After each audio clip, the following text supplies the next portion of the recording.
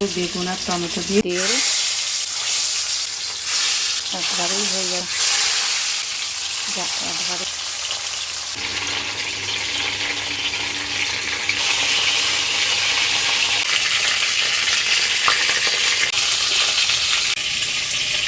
যে বেগুন আর টমেটো যে কেটে নিয়ে দিয়ে দেবো, এই যে কালো জিরে ফোড়ন দেবো, বেগুন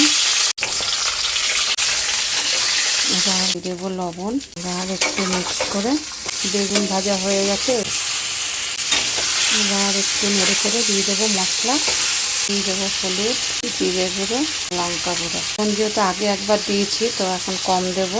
ভালো করে একটু সাঁতলে নিয়ে দিয়ে দেবো।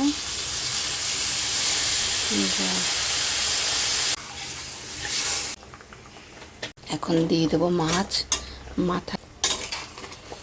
এবার জাস্ট একটু ফুটবে, দিয়ে দেবো ঢাকা, মিনিট 2-3 হয়ে গেছে ঝোল।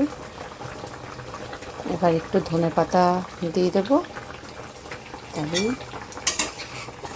রেডি। আর বেশি নাড়াচাড়া করবো না, কারণ বেলে মাছ যেহেতু নরম মাছ।